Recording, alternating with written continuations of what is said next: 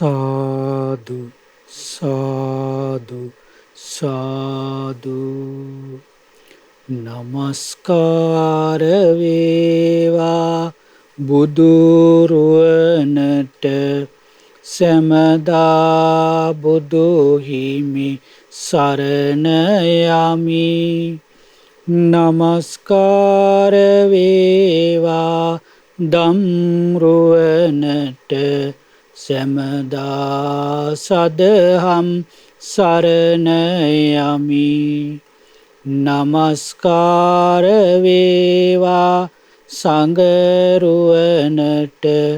සැමදා මහා සංඝ සරණ යමි.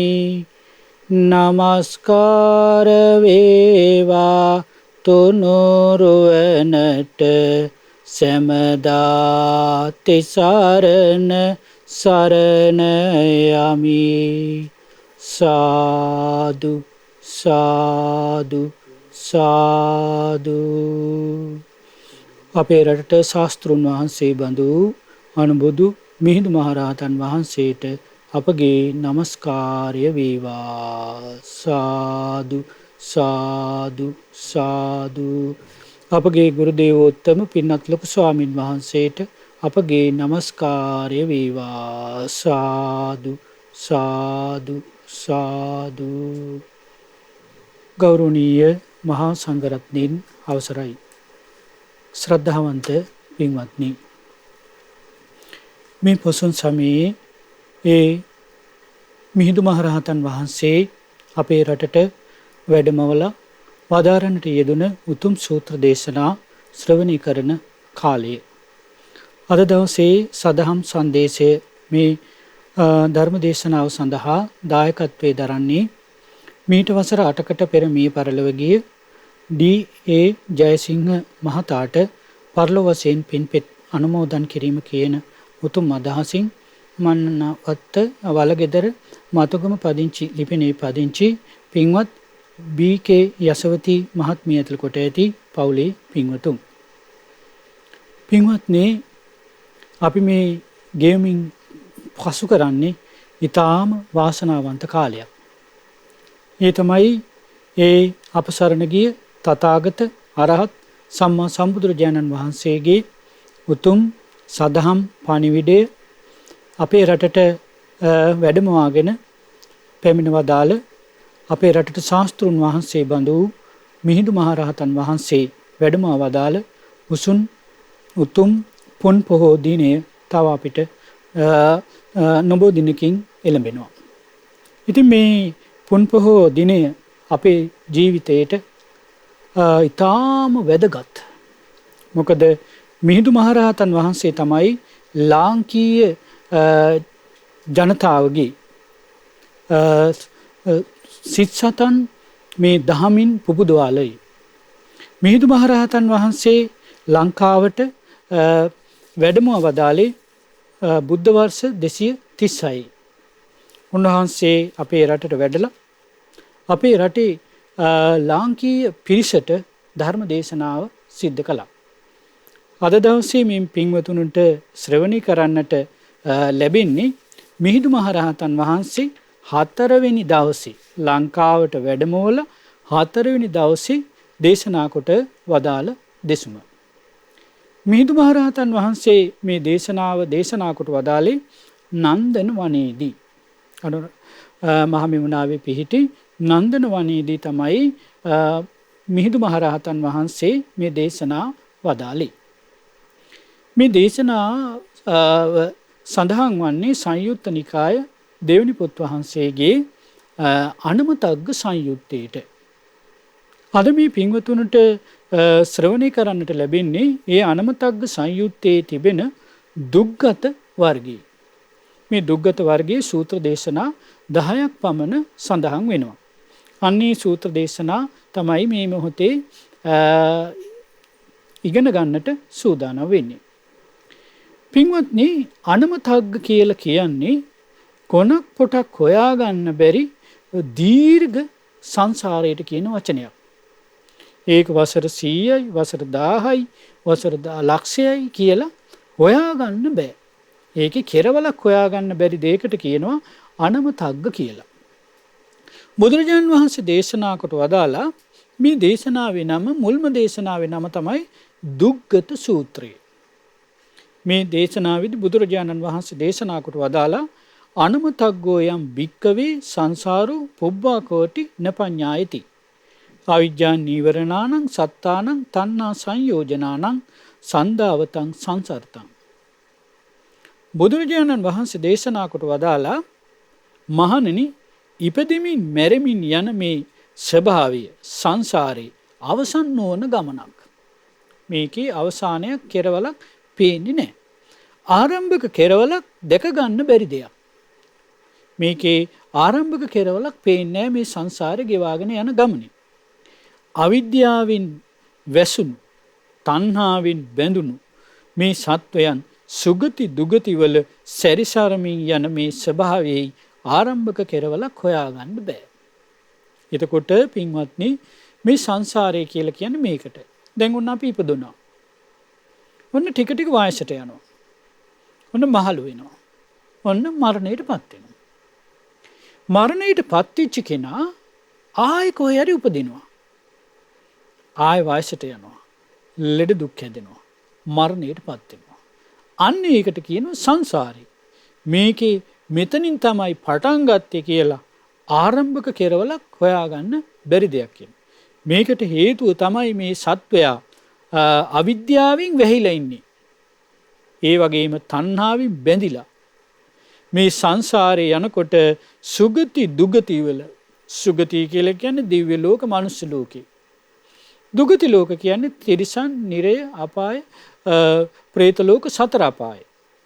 එතකොට මේ දුගති සුගති දුගති වල වැටි වැටි සැරිසරමින් තමයි අපේ සංසාර ගමන යන්න සිද්ධ වෙලා තියෙන්නේ.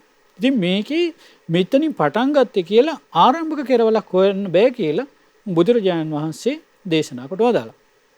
බුදුරජාණන් වහන්සේ දේශනා කරනවා, මහණෙනි, ඔබට දුකටපත් වූ, දිලිඳු, විරූපී වූ අසරණෙක් දකින්න ලැබුණොත්, ඔන්න ලෙඩ වෙලා, විරූපී වෙලා, දිලිඳුයි, මිල මුදල් නැහැ, ඉල්ල ගන්න, හිඟා කන්න වගේ විරූපී කෙනෙක් දැක්කොත් මේ විදිහට හිතන්න කිව්වා.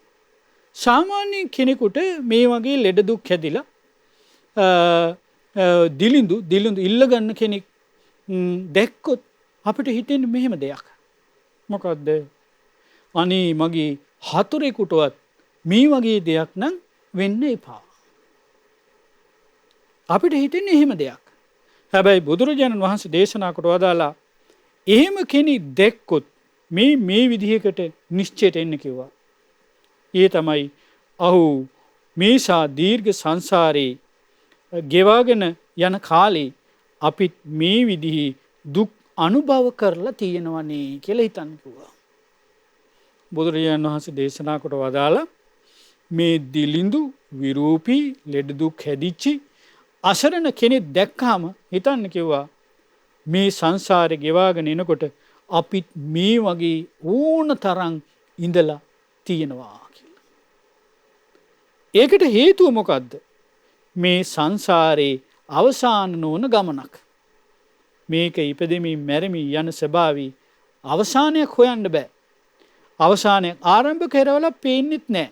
ආන් ඒ නිසයි මේකේ මේ විදිහට හිතන්න කියලා තියෙන්නේ. බුදුරජාණන් වහන්සේ දේශනා කොට වදාලා, මහණෙනි, ඔන්න ඔය විදිහට අති දීර්ඝ කාලයක් මුළුල්ලේ ඔබ විසින් අනේක දුක් අනුභව කරලා තියෙනවා. දීර්ඝ කාලයක් කරලා තියෙන්නේ, නොයෙක් දුක් අනුභව කරලා තියෙනවා. දුක් විඳලා තියෙනවා. තියුණු දුක් විඳලා තියෙනවා. ඊටාම කටුක අමාරු දුක් විඳලා තියෙනවා. මහා විපත්වලට භාජනය වෙලා තියෙනවා. නොයෙක් විපත්වලට භාජනය වෙලා තියෙනවා. මහ පොළව නම් වූ සොහොන් පිටිය පුරවලා තියෙන එක තමයි වෙලා තියෙන්නේ. සංසාරේ ගෙවාගෙන එනකොට මොකද්ද වෙලා තියෙන්නේ? මේ ශරීරයේ ඇටකටු පස් වෙද්දී මහ පොළවට පස් ටිකක් එකතු කරන එක තමයි වෙලා තියෙන්නේ. මේ අති දීර්ඝ කාලයක් මුළුල්ලේ අනේක දුක් විඳලා තියෙනවා. තියුණු දුක් විඳලා තියෙනවා. මහා විපත්වලට භාජනය වෙලා තියෙනවා. වෙලා තියෙන්නේ මේ මහ පොළොව නම් වූ සොහොන් පිටියේ පුරවලා තියෙන හින්දා. ඒ ටික තමයි වෙලා තියෙන්නේ. ඊළඟට බුදුරජාණන් වහන්සේ දේශනා කොට වදාලා ඒ නිසා පින්වත් මහණනි අලමේව සබ්බ සංකාරේසු නිබ්බින්දුතුම් අලං විරජ්ජිතුම් අලං විමුච්චිතුම් මේ සෑම සංස්කාරයක් ගැනම අවබෝධයෙන් යුතුවම කලකිරෙන්න ඕන. ඒ වගේම නොයලෙන්නමයි වටින්නේ නිදහස් වෙන්නමයි වටින්නේ කියලා බුදුරජාණන් වහන්සේ දේශනා කොට වදාළා. එතකොට පින්වත්නි අපි මේ ගෙවාගෙන යන සංසාර ගමනේ කෙරවලක් පොටක් හොයන්න පුළුවන් දෙයක් නෙමෙයි. කෙරවලක් එතකොට මේ දිලිඳු කෙනෙක් දුප්පත් කෙනෙක් දැක්කහම බුදුරජාණන් වහන්සේ හිතන්න කියලා දේශනා කොට වදාළේ මේ අපිත් මේ අනන්ත සසරේ ඕන තරමක් මේ විදිහට මේ දුප්පත් වෙලා ගිලන් වෙලා ඉන්න පුළුවන්. ඊළඟට බුදුරජාණන් වහන්සේ ඒ සමගම දේශනා කොට වදාළා සුඛිත සූත්‍රය. මහණනි ඔබට ඊටාම සැපසේ සිටින අලංකාර ඇඳුම් ආයුත්තම් වලින් සැරසී සිටින කෙනෙක් දකින්නට ලැබුණොත් ලස්සනට හොඳ ඇඳුම් පැළඳුම් වලින් සැරසිලා ආභරණ දාගෙන ඉන්න කෙනෙක් දකින්නට ලැබුණොත් මේ විදිහකට නිශ්චයකට පැමිණෙන්න කිව්වා. ඒ තමයි අනේ මාත් මේ දීර්ඝ සංසාරේ ගෙවාගෙන එනකොට මේ වගේ මේ විදිහේ සැප සම්පත් ගාක් අනුභව කරලා තියෙනවා. එතකොට යමක්කම තියෙන ධනවත් ලස්සන කෙනෙක් දැක්කම හිතන්න කියනවා මමත් මේ සංසාරේ මේ ගෙවාගෙන එනකොට මේ වගේ ඕන තරමක් ඉඳලා තියෙනවා. නැත්තම් ඒ වගේ කෙනෙක් දැක්කම සමහරලාට ඉරිසියාව ඇති වෙනවා. අපිට මේක තේරෙන්නේ නැහැ. ඉතින් බුදුරජාණන් වහන්සේ දේශනා කොට වදාලා ඒ විදිහට තේරුම් ගන්න දුක් විඳපු කෙනෙක් දැක්කහමත් ඒ විදිහට තේරුම් ගන්න සැප විඳින කෙනෙක් දැක්කහමත් ඒ විදිහට තේරුම් ගන්න කිව්වා. මොකද අපි මේ ගෙවාගෙන එන සංසාර ගමනේ කොනප්පොටක් හොයන්න පුළුවන් එකක් නෙමෙයි කියනවා. ඊළඟට බුදුරජාණන් වහන්සේ දේශනා කොට වදාලා මේකේ ලස්සන සූත්‍ර දේශනාවක්. ලස්සන සූත්‍ර දේශනාවක් දේශනා කොට වදාලා. ඒ තමයි තින්සමන්ත සූත්‍රය. 30ක් පමණ භික්ෂූන් හට වදාළ දෙසුම. 30 ඒ කාලේ බුදුරජාණන් වහන්සේ වැඩ සිටියේ රජගහනුවර. මේ පාවානුවර වාසය කළ භික්ෂූන් වහන්සේලා 39ක්. මේ සියලුම දෙනා වනාන්තරයේමයි වාසය කළේ. 39ක්. වනාන්තරයේමයි වාසය කළේ. ඊළඟට පිණ්ඩපාතිකයි. පිණ්ඩපාතේමයි ජීවත් වුනේ. ඊළඟට පාංශුකූලිකයි. පාංශුකූල චීවරමයි දැරුවේ. ඊළඟට තුන්සිවුර විතරයි පාවිච්චි කළේ. මේ කියන්නේ පින්වත්නි දුතාංග මේ සමාදන් වෙලා දුතාංගධාරී පින්නත් ස්වාමීන් වහන්සේලා 39ක්. ආරණ්‍යකයි, පිණ්ඩපාතිකයි, පාංශුකූලකයි, තෙචීවරකයි. මේ වගේ මේ සමන්විත වෙලා ඉන්නකට මේ භික්ෂූන් වහන්සේලා 39 තාම කෙලිස් බන්ධන වලින් යුක්තයි. අරහත්ත්වය සාක්ෂාත් කරලා නැහැ. මෙන්න මේ 39 දිනක් බුදුරජාණන් වහන්සේව බැහැ දකින්න පැමුණුණා. පැමිණිලා වන්දනාමාන කරලා එකත් පස්ව වාඩි වුණා. එකත් පස්ව වාඩි වුණාට පස්සේ බුදුරජාණන් වහන්සේට මේ අදහස ඇති වුණා. කොහොමද මේ පාවානුවර වාසය කරන මේ භික්ෂූන් වහන්සේලා 39 ආරණ්‍යකයි, පිණ්ඩපාතිකයි, පාංශුකූලිකයි, තෙචීවරක ධාරී තුන් සිවුරු විතරක් දරනවා. ඉතින් නමුත් මේ භික්ෂූන් වහන්සේලා තාම කෙලිස් බන්ධන වලින් යුක්තයි.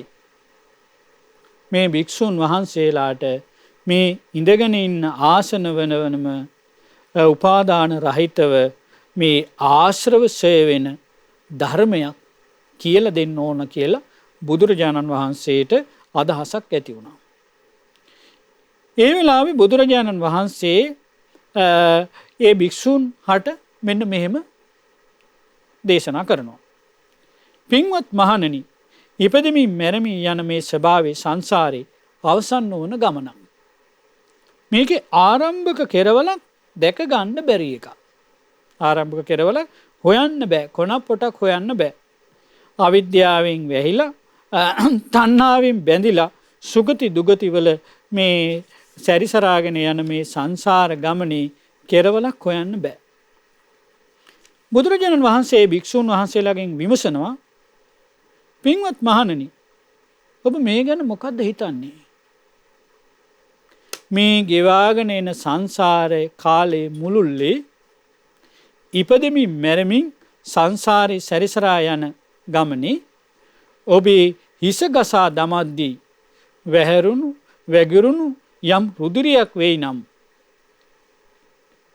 වඩාත් වැඩි ඒ රුධිරයේද නැත්නම් මහා සාගරයේද? බුදුරජාණන් වහන්සේ විමසනවා, මහණනි, ඔබ මේ ගෙවාගෙන ආපු සංසාරේ ගෙවාගෙන එද්දී හිස ගසා දමද්දී මේ තමන්ගෙන් වැගුරුණු ලේද වැඩි මහා සාගරයේද වඩා වැඩි කියලා ඒ භික්ෂුන් වහන්සේලාගෙන් විමසනවා.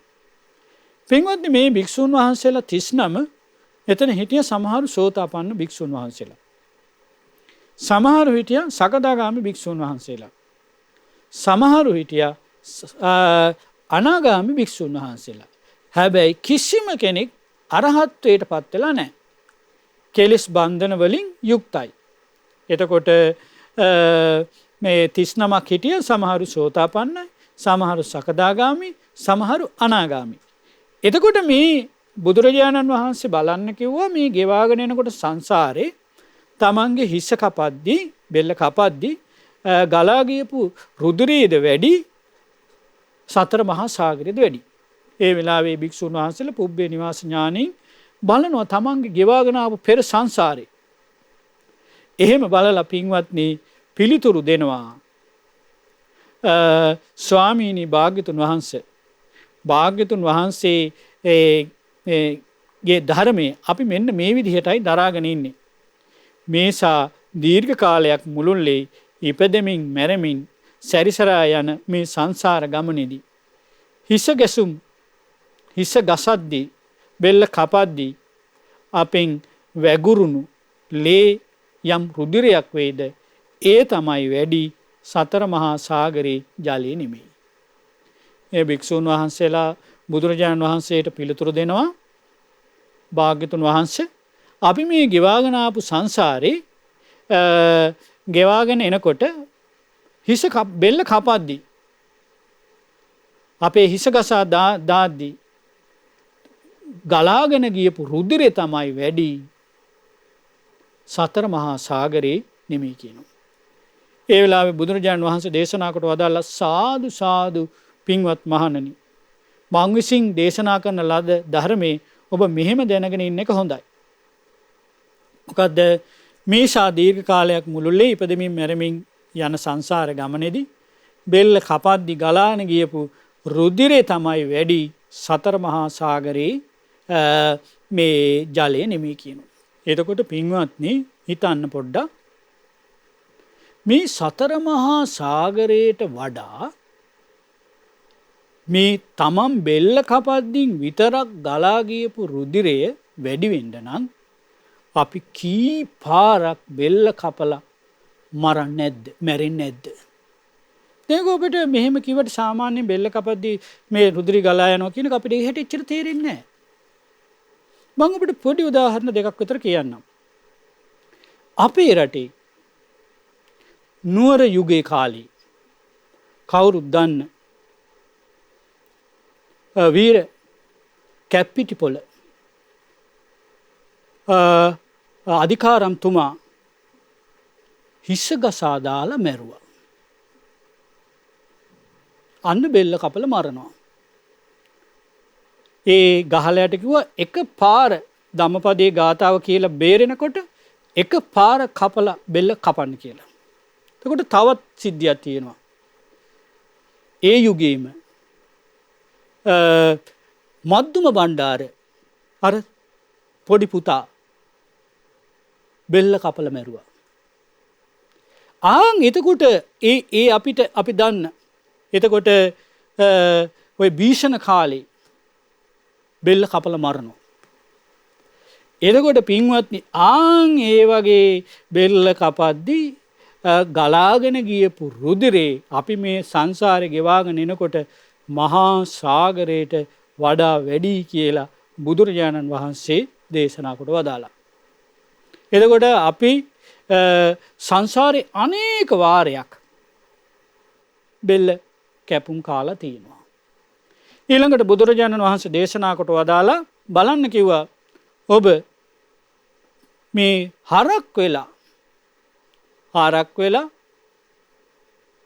හරක් මරද්දි බෙල්ල කපද්දි ගලාන ගියපු රුධිරයේද වැඩි මහා සාගරයේද වැඩි. මේ භික්ෂුන් වහන්සේලා පිළිතුරු දෙනවා ස්වාමීනි හරක් වෙලා මේ මරද්දි මේ ගලාගෙන ගියපු රුධිරය තමයි වැඩි සතර මහා සාගරේ නෙමෙයි. ඊළඟට බලන්න කියනවා මීහරක් වෙලා කොච්චර වාරයක් වෙතකොට. ඒ වගේම බුදුරජාණන් වහන්සේ දේශනා කරනවා බලන්න කියනවා තව එළුව වෙලා බෙල්ල කපද්දි එළුවන්ගේ බෙල්ල කපද්දි ගලාගෙන ගියපු රුධිරයේද වැඩි සතර මහා සාගරයේද වැඩි. එයර එක අවස්ථාවක තියෙනවා මල්ලිකා බිසව පෙර ජීවිතයක ගෙදර ආගන්තුක පිරිසක් ආවට පස්සේ මේ ගෙදර හිටපු එළුවෙකුගේ බෙල්ල කපලා මරලා මස් හරි ගස්සලා කෑමට දුන්නා. ඊට පස්සේ ඒක විපාකෙ කියන්නේ ඒ එළුවගේ යම් තා ක්‍රෝම තිබ්බද ලෝම තිබ්බද ඒ ගානේ බෙලි කැපුම් කෑව කියනවා. එතකොට පින්වත්නි අපි මේ ගෙවාගෙන එන සංසාරේ රඳින්න සුදුසු දෙයක් නෙමෙයි. මොකද එළුව වෙලා බෙල්ල කපද්දින් ගලාගෙන ගියපු රුධිරේ සතර මහා සාගරයට වැඩි කියනවා. ඊළඟට බලන්න වෙන කියන බුදුරජාණන් වහන්සේ දේශනා කොට වදාලා ඔබ බැටළුව වෙලා බෙල්ල කපද්දින් ගලාගෙන ගියපු රුධිරේ සතර මහා සාගරයට වැඩි. ඊළඟට මුව වෙලා මිනිස්සු මුව අල්ලලා බෙල්ල කපද්දි මරද්දි බෙල්ල කපලා මරද්දි ගලාගෙන ගියපු රුධිරේ සතර මහා සාගරයට වඩා වැඩි බව. ඊළඟට ඌර වෙලා සතර මහා සාගරයට වඩා වැඩි බව. එතකොට පින්වත්නි මේකෙන් අපිට තේරෙනවා මේ එක එක සතාගෙන් ගලාගෙන ගියපු රුධිරේ සතර මහා සාගරයට වඩා වැඩි නම් අපි මේ සංසාරේ ගෙවාගෙන එනකොට කී තරම් වාරයක් තිරිසන් ලෝකෙ ඉපදිලා ඇද්ද? ඒ වගේම කුකුල්ලු වෙලා බලන්න කියනවා. ඒ වගේ බුදුරජාණන් වහන්සේ දේශනා කොට වදාළා මහණනි ඔබ මේ දීර්ඝ කාලයක් මුළුල්ලේ මේ සංසාරේ ගෙවාගෙන එනකොට මම් පහරන හොරුව සිටිද්දී හොරු වෙලා මේ හොරු කණ්ඩායම් හදාගෙන හොරු වෙලා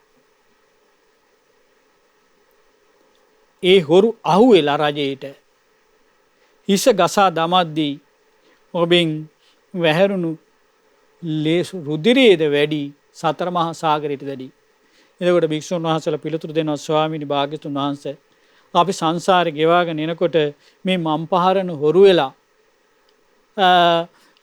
මේ බෙල්ල කපද්දි මේ ගෙවා මේ රුධිරේ වැහුණු රුධිරය තමයි වැඩි.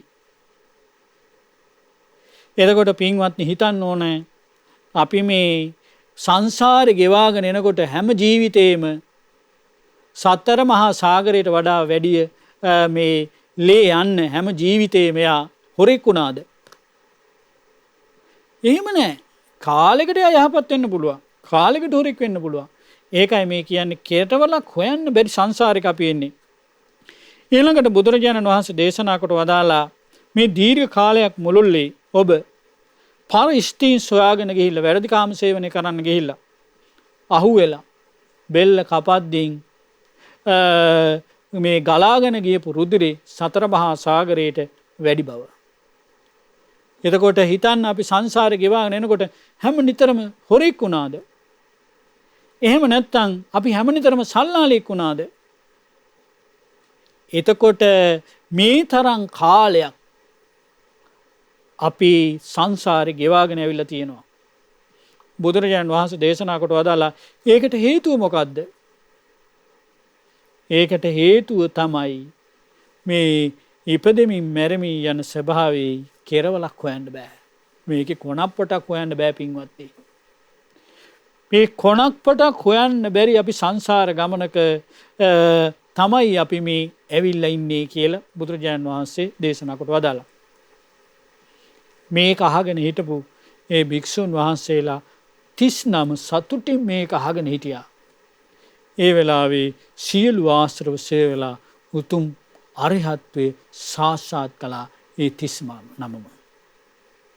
එතකොට පින්වත්නි අපි හිතන්න ඕනේ අපි මේ මනුස්ස ලෝකේ ගෙවන්නේ ඉතා සුළු කාලයයි. බුදුරජාණන් වහන්සේ දේශනා කොට වදාලා මනුස්ස ලෝකේ මැරිලා ආපහු මනුස්ස ලෝකේ උපදින්නේ මහ පොළොවේ නියසිල්ට ගත්ත පස් ටිකක් වගේ ස්වල්ප ප්‍රමාණයක් කියලා. ඊළඟට බුදුරජාණන් වහන්සේ දේශනා කොට වදාලා මනුස්ස ලෝකේ ඉපදීම මේ වගේ දුර්ලභයි කියලා. කොයි වගේද? මුහුදට වැටුණු විහගයේ විය සිදුරින් අවුරුදු 100කට වරක් පතුලේ ඉඳලා උඩට එන කැස්බෑ වගේ ඔළුව ගිහිල්ලා අර විය සිදුරින් අහස බලනවා වගේ අතිශය දුෂ්කර වැඩක් කියනවා. එතකොට මේ අතිශය දුෂ්කර ඉපදීමෙන් බෙල්ල කපද්දී සතර මහා සාගරේ ජලය වඩා වැඩි රුධිරයක් පිට වෙන්න පින්වත්නි කොච්චර වාරයක් අපි ඉපදෙන්නේ නැද්ද? කොච්චර වාරයක් අපි ඉපදෙන්නේ නැද්ද?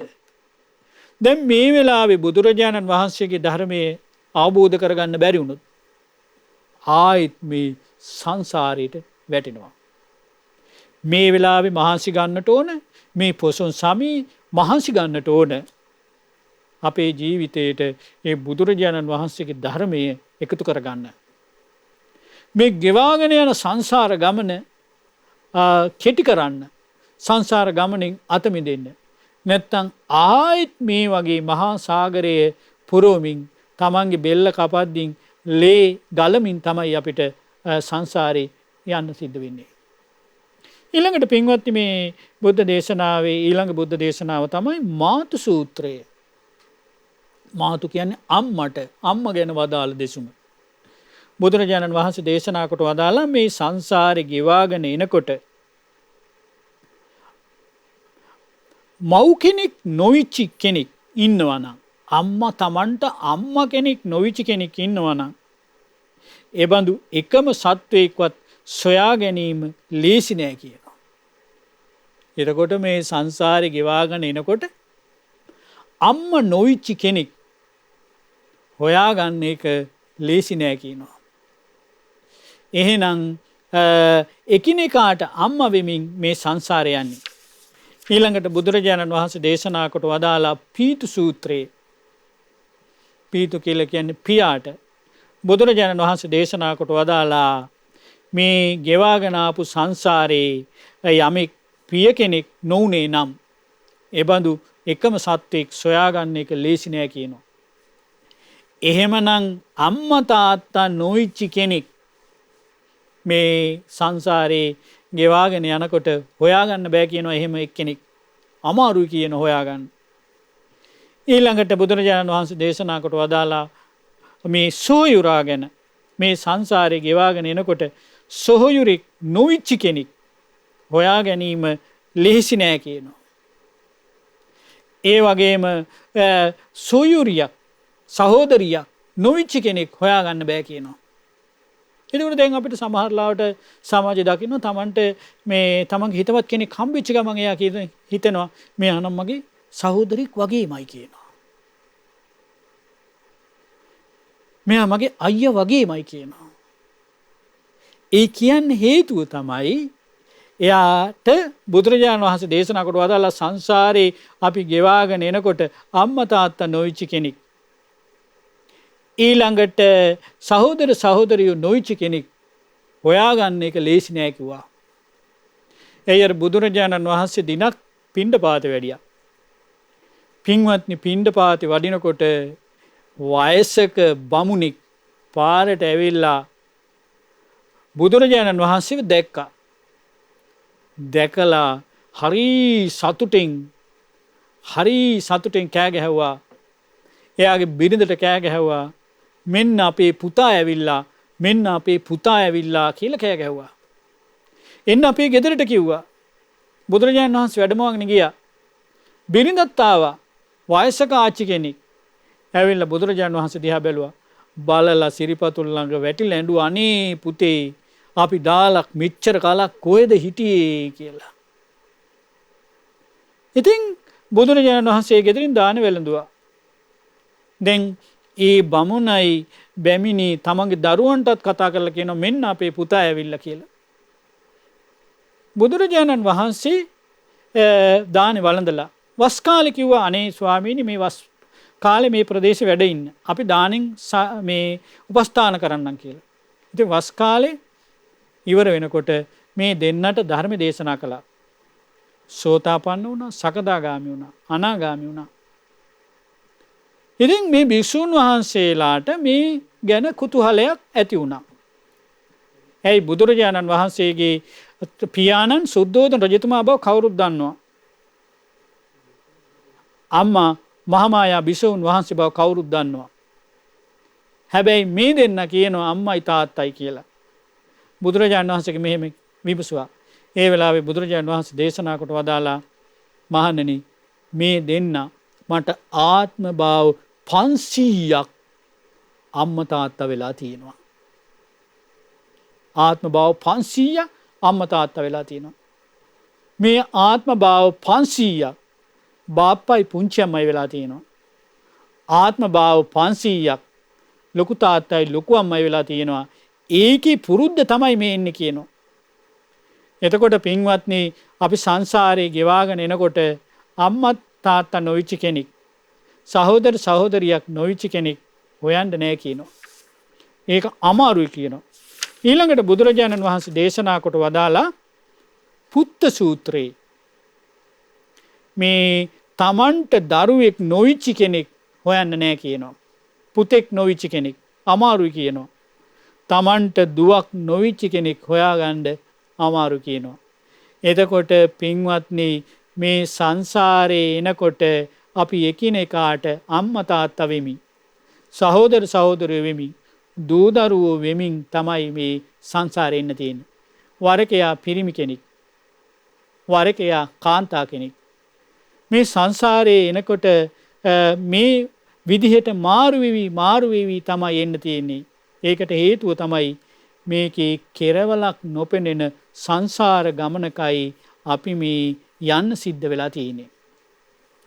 ඒ නිසා මහන්සි ගන්න ඕන මේ බුදුරජාණන් වහන්සේගේ ධර්මයේ අපේ ජීවිතය තුළට හෙමින් එකතු කරගන්න. ආයෙත් යන්න සිද්ධ වුණොත් ආයෙත් සංසාරේ මේ වෙලාවේ අපිට ධර්මයේ දියුණු කරගන්න බැරි වුණොත් අපිට ආයෙත් සංසාරයට වැටෙනවා. යන්න තියෙන්නේ මනුස්ස ලෝකෙන් දිව්‍ය ලෝකෙට, දිව්‍ය ලෝකෙන් මනුස්ස ලෝකෙට නොව මනුස්ස ලෝකෙන් දිව්‍ය ලෝකෙට ඒ අතර තියෙනවා සතර අපාය හරහායි අපේ සංසාර ගමන වැටිලා තියෙන්නේ. ඉතින් සතර අපායට වැටිච්ච කෙනෙක් මනුස්ස ජීවිතේ ලබනවා කියන එක අතිශයින්ම දුෂ්කරයි. අපි දුෂ්කර අවස්ථාවෙන් අපි මිදලා තියෙන්නේ. ඒ නිසා මේ වෙලාවේ අපේ ජීවිතේට මහා ප්‍රයෝජනයක් අරගන්නට මහන්සියක් ගන්න ඕන. ඊළඟට මේ දුක්ඛිත වර්ගයේ අවසාන සූත්‍රයේ බුදුරජාණන් වහන්සේ දේශනා කොට වදාලා වේපුල්ල සූත්‍රය. වේපුල්ල පර්වතය ගැන වදාළ දෙසුම. බුදුරජාණන් වහන්සේ ඒ කාලේ වැඩ සිටියේ ගිජ්ජු කුළු පර්වතයේ. බුදුරජාණන් වහන්සේ දේශනා කොට වදාලා මහණෙනි මේ ඉපදෙමින් මැරෙමින් යන සංසාර ගමනේ කෙරවලක් හොයන්න බෑ. මේකේ ආරම්භක තැනක් හොයන්න බෑ. අවිද්‍යාවෙන් වැසුණු තණ්හාවෙන් බැඳුණු මේ සත්වය සුගති දුගති වල සැරිසරා යනවා. පින්වත් මහණෙනි මේක ඉස්සර වෙච්ච දෙයක්. මේ වේපුල්ල පර්වතයේට කිව්වේ පාචීන වංශ කියලා. එතකොට මේ කාලේ තියෙන වේපුල්ල පර්වතයේට ඒ ඉස්සර කාලේ කියලා තියෙන පාචීන වංශ කියලා. මිනිස්යන්ට කිවි තිවර කියලා. ඉතින් ඒ තිවර මිනිස්යන්ගේ ආයුෂ 40000ක් වුණා.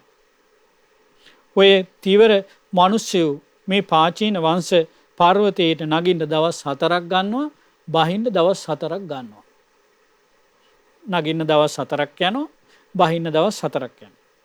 ඒ කාලේ තමයි කකුසඳ බුදුරජාණන් වහන්සේ ලෝකෙ පහළ වෙලා හිටියේ. ඒ කාලේ මිනිස්යන්ගේ ආයුෂ 40000ක් වුණා අවුරුදු. ඒ කකුසඳ බුදුරජාණන් වහන්සේට විදුර සංජීව කියලා අග්‍ර ශ්‍රාවක යුවලක් වැඩ සිටියා. බුදුරජාණන් වහන්සේ දේශනා කොට වදාලා බලන්න මහණනි, දැන් මේ පර්වතයේ තිබු නමත් අතුරුදහන් වෙලා මිනිස්සුත් මැරිලා ඒ භාග්‍යවතුන් වහන්සේත් පිරිනුවම් පාලා මේ විදියට සියලු සංස්කාර අනිත්‍යයි. මේ සියලු සංස්කාර අස්තිරයි. ඒ නිසා පින්වත් මහණනි, මේ සියලු සංස්කාර අස්වැසිලි රහිතයි. මේ සියලු සංස්කාරයන් කෙරෙහි අවබෝධයෙන් කලකිරෙන්නමයි වටින්නේ. නොඇලෙන්නමයි වටින්නේ. නිදහස් වෙන්නමයි වටින්නේ කියලා බුදුරජාණන් වහන්සේ දේශනා කොට වදාළා. ඊළඟට තව විස්තරයක් බුදුරජාණන් වහන්සේ දේශනා කරනවා. මහණෙනි, මේකත් ඉස්සර වෙච්ච දෙයක්. ඒ කාලේ මේ වේපුල්ල පර්වතයට කීවේ වංකක කියලා. පින්වත් මහණෙනි, ඒ කාලේ මිනිස්යන්ට කිව්වේ රෝහිතස්ස කියලා. පින්වත් මහණෙනි, ඒ මිනිස්යන්ගේ ආයුෂ අවුරුදු 30000ක් වුණා. ඒ මිනිස්සයෝ මේ වංකක පර්වතයට දවස් 3කින් නගිනවා, දවස් 3කින් බහිනවා. ඒ කාලේ තමයි කොණාගමන බුදුරජාණන් වහන්සේ ලෝකෙ පහළ වෙලා හිටියේ. ඒ කොණාගමන බුදුරජාණන් වහන්සේට බීයෝස උත්තර කියලා ශ්‍රාවක යුගලක් වැඩ සිටියා. දැන් බලන්න පින්වත් මහණනි, ඒ මිනිස්සුත් නැහැ. ඒ පර්වතයට තිබු නමත් නැහැ. ඒ භාග්‍යවතුන් වහන්සේත් පිරිනුවම් පාලා. ඒ හින්දා මේ සියලු සංස්කාර අනිත්‍යයි, අස්තිරයි, අස්වැසිලි රහිතයි. ඒ නිසා අවබෝධයෙන් කලකිරෙන්නමයි වටින්නේ. නොඇලෙන්නමයි වටින්නේ. නිදහස් වෙන්නමයි වටින්නේ. ඊළඟට බුදුරජාණන් වහන්සේ දේශනා කොට වදාලා මේකත් ඉස්සර වෙච්ච දෙයක්.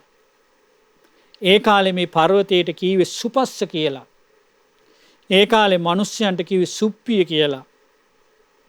ඒ සුප්පිය මිනිස්යන්ගේ ආයුෂ අවුරුදු 20000ක් වුණා. ඒ කාලේ මේ සුප්පිය මිනිස්සු මේ සුපස්ස පර්වතයට නගින්න දවස් 2ක් ගන්නවා, බහින්න දවස් 2ක් යනවා. ඒ කාලේ තමයි කාශ්‍යප බුදුරජාණන් වහන්සේ වැඩ සිටියේ. ඒ කාශ්‍යප බුදුරජාණන් වහන්සේට තිස්ස භාරද්වාජ නමින් සුන්දර ශ්‍රාවක යුගලක් වැඩ සිටියා. පින්වත්නි, මේ කියන්නේ මේ මහා භද්‍ර කල්පයේ විස්තරේ. කකුසඳ, කොණාගමන, කාශ්‍යප බුදුවරුන් ගැන මේ කාලේ බුදුරජාණන් වහන්සේ දේශනා කරන්නේ. එතකොට කකුසඳ බුදුරජාණන් වහන්සේගේ ආයුෂ අවුරුදු 40000යි.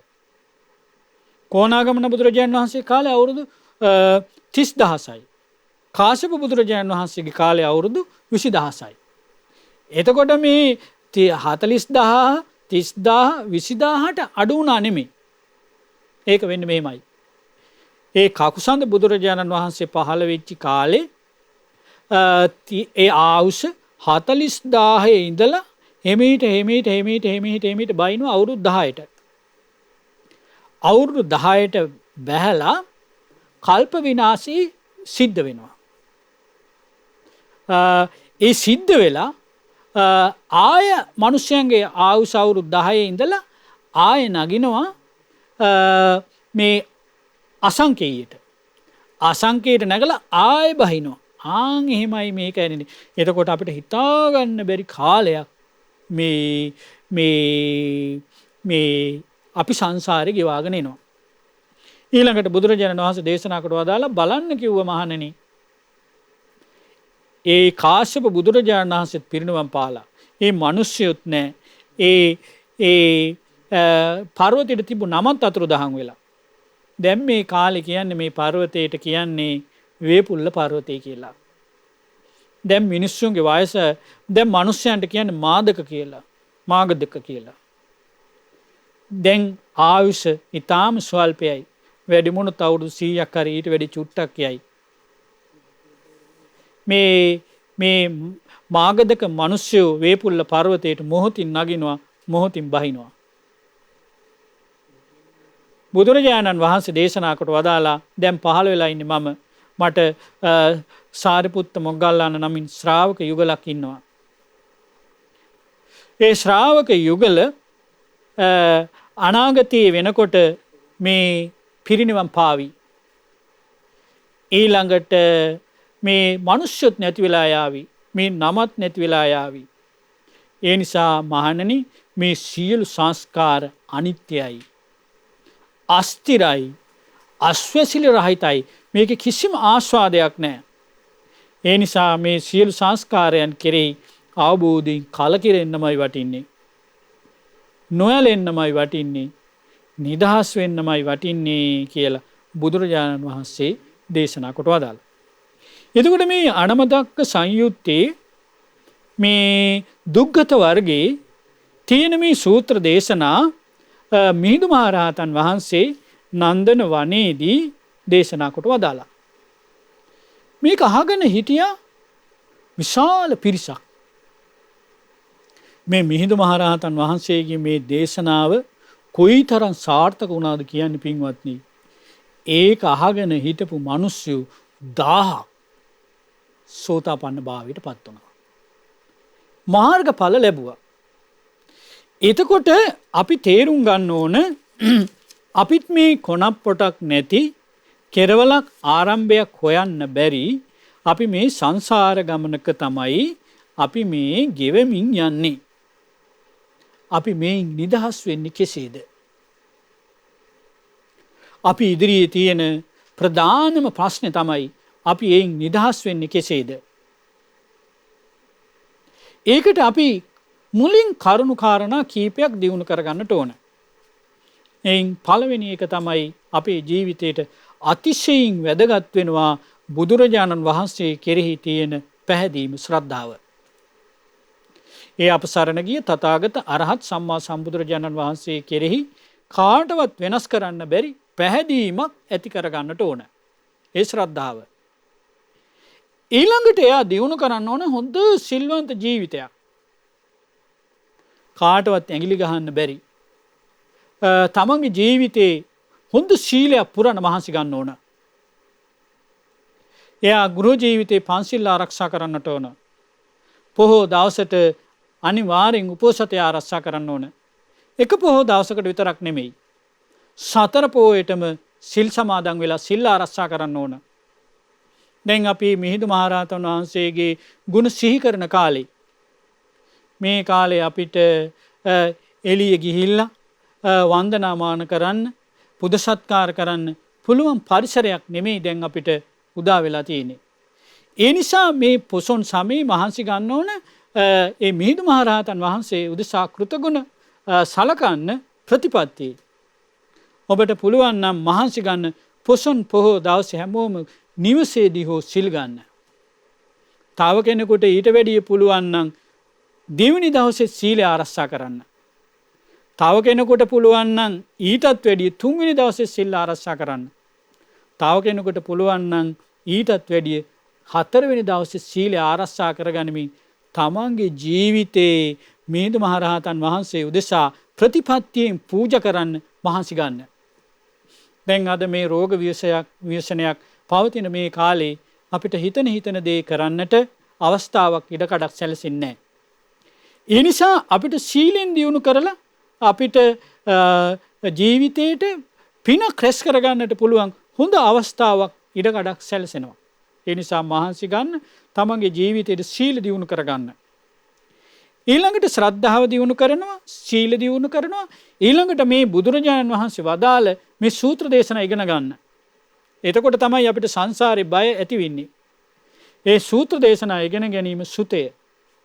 ඊළඟට තමන් හරිහම්බ කරන ධන ධාන්‍ය වලින් කොටසක් දම්පැන් දෙන්න. ඒකට කියනවා ත්‍යාගය. ඊළඟට ජීවිතයේ පිළිබඳ අවබෝධයක් මේ සියලු සංස්කාර අනිත්‍යයි. අනිත්‍ය වූ දේ දුකයි. දුක් වූ දේ මට ඕන විදිහට මම මගේ ආත්මේ වසඟේ පවත්වා ගන්න බෑ. අනාත්මයි කියලා ත්‍රිලක්ෂණ අවබෝධය ඇති කරගන්න මහන්සි ගන්න. ඒකට කියනවා ප්‍රඥාව. එතකොට ශ්‍රද්ධාව, සීලය, ත්‍යාගය, ප්‍රඥාව. සද්ධාව, සීලය, ශ්‍රුතිය, ත්‍යාගය, ප්‍රඥාව. මේකට කියනවා සීක බල. මෙන්න මේ සීක බල පහ දියුණු කරගන්න මහන්සියක් ගන්න. පින්වත්නි, මෙන්න මේ සීක බල පහ දියුණු කරගන්න එයාගේ ජීවිතයට තව කරුණු පහක් උපකාර වෙනවා. ඒකට කියනවා පංච පදානීය අංග. පංච පදානීය අංග කියලා කියන්නේ එයාට මේ පිළිබඳ හොඳ විශ්වාසයක්, පැහැදීමක් තියෙන්නට ඕන. ඊළඟට එයා ලෙඩ දුක් නැති ඕන දෙයක් වළඳලා ඉන්න පුළුවන් කෙනෙක් වෙන්න ඕන. සුවිශේෂිත කාරණය තමයි එයා කපටි මායා නැති ඍජු කෙලින් පුජ්‍යලයක් වෙන්න ඕන. ඊළඟට හොඳට වීරිය තියෙන්න ඕන. ජීවිත පිළිබඳ අවබෝධයක්, ප්‍රඥාවක් තියෙන්න ඕන. මෙන්න මේ පංචපදානීය අංග දියුණු කරමින් සීක බල දියුණු කරන්න ඕන. සීක බල දියුණු කරනකොට එයාට සීක බලයන් ඉන්ද්‍රිය බවට පත් වෙනවා. ඉන්ද්‍රිය දියුණු කරනකොට බලයන් බවට පත් වෙනවා. අන්න එතකොට මාර්ගයේ දියුණු කරගන්නට එයාට හොඳ අවස්ථාවක් ඉඩකටනවා. එතකොට එහෙම දියුණු කරගන්නකොට බුදුරජාණන් වහන්සේ කෙරෙහි, ධර්මයේ කෙරෙහි, සංඝ රත්නයේ කෙරෙහි හොඳ පැහැදීම, විශ්වාසය, ශ්‍රද්ධාවකට නැගෙනවා. සීලය සැපිරෙනවා. මේ හතරට කියන්නේ සෝතාපට්ටි අංග. එයා නොබෝ කලකදී සෝතාපන්න භාවයට පත් වෙනවා. යමෙක් සෝතාපන්න භාවයට පත් වුණොත් අපේ සංසාර ගමන ආත්ම භාව 7කට සීමා වෙනවා. එතකොට මේ මහා සාගරේ පුරෝපුල්ලේ ගලන හිස මේ කපන එක නතර වෙලා එයා සංසාරයෙන් නිදහස් වෙනවා. ඉතින් ඔබට මේ මිහිඳු මහරහතන් වහන්සේ මේ දේශනා කොට වදාළ මේ අනමතග්ග සංයුත්තේ සූත්‍ර දේශනා ඇසුරු කරගනිමින් සීක බල දියුණු කරගනිමින් පංච පදානීය අංග දියුණු කරගනිමින් මේ සංසාරේ කොනප්පටන් නැති බව තේරුම් ගනිමින් මේ ධර්මයේ දියුණු කරගනිමින් මේ ගෞතම බුද්ධ ශාසනයේදීම උතුම් චතුරාර්ය සත්‍ය ධර්මයේ අවබෝධ කර ගැනීමේ පරම දුර්ලභ වාසනාව උදා වේවා. සාදු සාදු සාදු. පුණ්‍යානුමෝදනාව. අද දවසේ සදහම් සංදේශය ධර්ම දේශනාව සඳහා දායකත්වයේ දරන්නේ මීට වසර 8කට පෙර මේ පරලොව ගිය ඩී.ඒ. ජයසිංහ මහතාට පරලොව වශයෙන් පින්පෙත් අනුමෝදන් කිරීම කියන උතුම් අදහසින් පින්වත් බී.කේ. යසවති මහත්මිය ඇතුළු කොට ඇති සියලු දෙනා මේ අද ධර්ම දේශනාවේ දායකත්වයේ දරනවා. ඉතින් අපි රැස් කළා වූ සීල පුණ්‍ය ධර්මියෝ අපි සීල දෙවියන්ට අනුමෝදන් කරමු. සද්දේව රජුන් ප්‍රදාන සතරවරන් දේව රජ දරුවන් ප්‍රදාන කොට ඇති සීල දෙවියෝ මේ පින්දක බලා සතුටු වෙත්වා. මහා බ්‍රහ්ම රාජය, ගටිකාර බ්‍රහ්ම රාජය ඇතුළු කොට ඇති සීල බ්‍රහ්මියෝ මේ පින්දක බලා සතුටු වෙත්වා. මේ සීල දෙව් බඹුන්ගේ දිව්‍ය යසීසුරු වඩා වර්ධනය වෙත්වා. දෙවියන්ගේ දිව්‍ය රැකවරණ, දිව්‍ය ආරක්ෂාව අප සීල දෙනාට සලසත්වා. පිනේ සතුටු වන දෙවියෝ උතුම් චතුරාර්ය සත්‍ය ධර්මයේ අවබෝධ කරගනිත්වා. සාදු සාදු සාදු. ඒ වගේම විශේෂයෙන් මීට වසර 8කට පෙර මිය පරලොව ගිය ඩී.ඒ. ජයසිංහ මහතාට මේ පින අනුමෝදන් වෙත්වා. ඒ මහතාගේ පරලොව ජීවිත සැපවත් වෙත්වා, සූපත් වෙත්වා. චතුරාර්ය සත්‍ය ධර්මයේ අවබෝධ වේවා. සාදු සාදු සාදු. ඒ වගේම ධර්ම දේශනාව ශ්‍රවණය කරන්නා වූ සියලු දෙනා නමින් අප සියලු දෙනා නමින් මිය පරලොව ගොස් සිටින යම් තාක් ඥාතීන් වෙද්ද ඒ සියලු ඥාතීන්ටත් මේ පින අනුමෝදන් වෙත්වා. පරලොව ජීවිත සැපවත් වෙත්වා, සූපත් වෙත්වා. චතුරාර්ය සත්‍ය ධර්මයේ අවබෝධ වේවා. සාදු සාදු සාදු. අපගේ ගුරු දේවෝත්තම පින්වත් ලොකු ස්වාමින් වහන්සේට මේ පින අනුමෝදන් වෙත්වා. මහමෙවුනා වාසී පින්වත් ස්වාමින් වහන්සේලාට මේ පින අනුමෝදන් වෙත්වා. ඒ වගේම සිල් ගුණ දම් දියුණු කරන්නා වූ සීල පින්වත් ස්වාමින් වහන්සේලාට මේ පින අනුමෝදන් වෙත්වා. අනගාരിക මෑණිවරුන්ට පැවිදි අපේක්ෂක දූ දරුවන්ට මේ පින අනුමෝදන් වෙත්වා. නිදුන් නිරෝගී සුවපත් භාවී දීර්ඝායුෂ සැලසේවා. උතුම් චතුරාර්ය සත්‍ය ධර්මයේ අවබෝධ වීම පිණිසම මේ සියලු පුණ්‍ය ධර්මය උපකාර වේවා. සාදු සාදු සාදු. ඒ වගේම රැස් කළා වූ සියලු පුණ්‍ය ධර්මයෝ ධර්ම දේශනාවේ දායකත්වයේ දරන බී.කේ. යසවති මහත්මියට කපිල පියන්ත ජයසිංහ මහතා ඇතුළු කොට ඇති පවුලේ පින්වත් සියලු දෙනාට, ශ්‍රියානි චම්පිකා ජයසිංහ ඇතුළු පවුලේ සියලු දෙනාට, රංග ප්‍රමීත් ජයසිංහ ඇතුළු කොට ඇති පවුලේ පින්වත් සියලු දෙනාට මේ පින අනුමෝදන් වෙත්වා.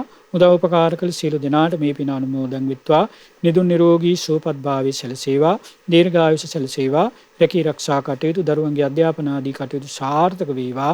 මේ ගෞතම බුද්ධ ශාසනයේදීම උතුම් චතුරාර්ය සත්‍ය ධර්මයේ අවබෝධ වීම පිණිසම මේ සියලු පුණ්‍ය ධර්මය උපකාර වේවා. සාදු සාදු සාදු.